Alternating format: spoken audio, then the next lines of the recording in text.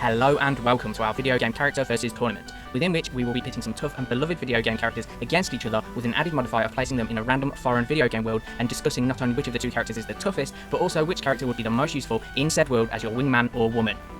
So, this series will play out as so. We'll be going over the pros and cons of each character in a podcast-style format and vote between the three of us on who we think would win out in said scenario. I'm sure there'll be occasions where you'll disagree with our choices. If so, feel free to put your case across in the comments for discussion. All I ask is for people to be respectful and not be a dick about it. Anywho, that's enough housekeeping. Without any further ado, let's do it to it.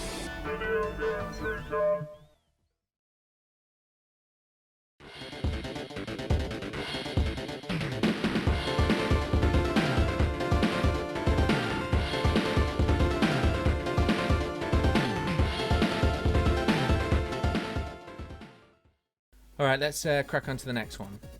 Okay, so the next knockout or versus match is decided because there's only two left in this, I don't know if what would you call it, semi-final? I think, yeah, that's what you call it.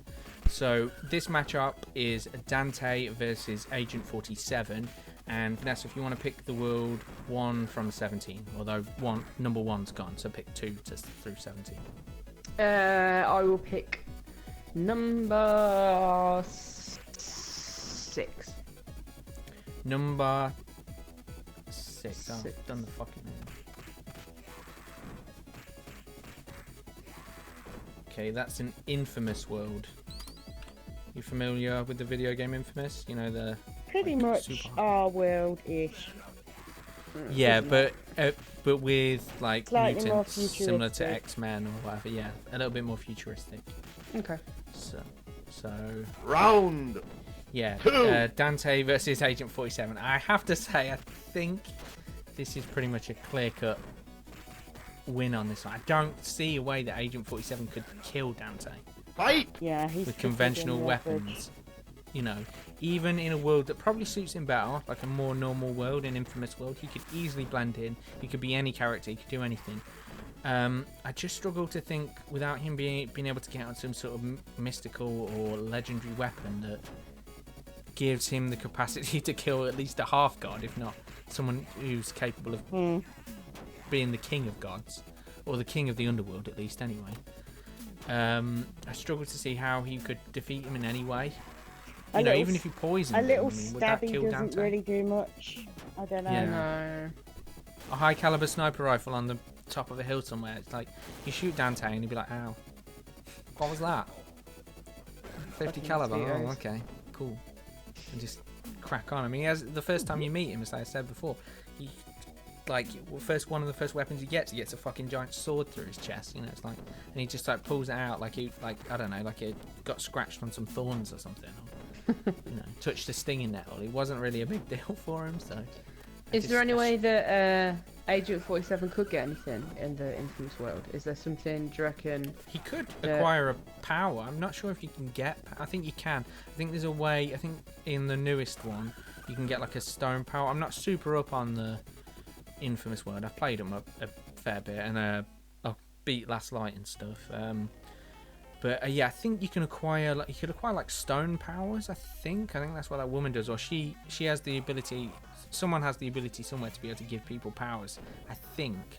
So they could have some sort of superpower, but I don't even think... So it's a definite possibility?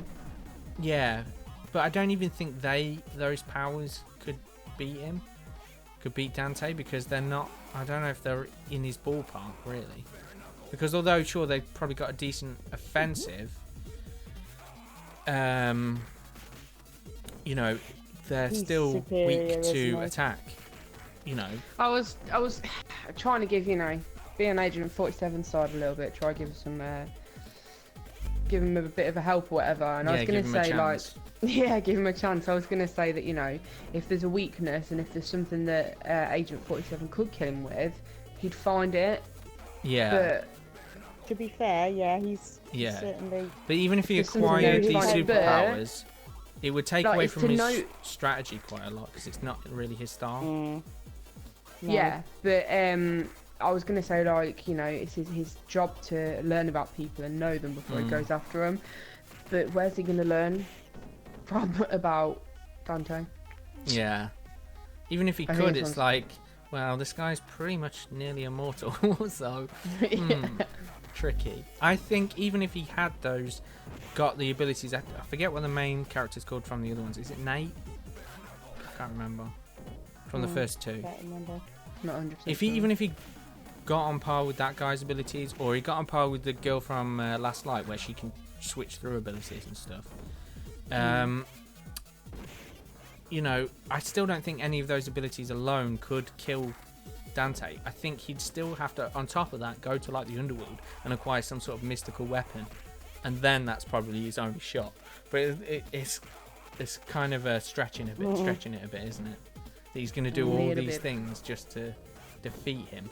And in the sense of an infamous world, Dante's powers is way more useful than you know, a hitman. You know, because he's then having to go up as a normal hitman against like mutants with superpowers and shit. It's like he's kind of out of his league, really. So I think I think we have to vote, because there's not much more to stretch this one out. I think mine is for Dante. Full House. Yeah. Dante. Yeah, I agree. Okay, so Dante moves through. He put up a good fight. He tried. He tried his best. He exhausted every possibility, and then some. But I think it was too much of a stretch for him. So, okay. To be fair, even after he's put in a coffin, he might come back. He might. Don't That's count true. him out. That He is might true. come back in a sequel. Yeah, exactly. You should never count him out.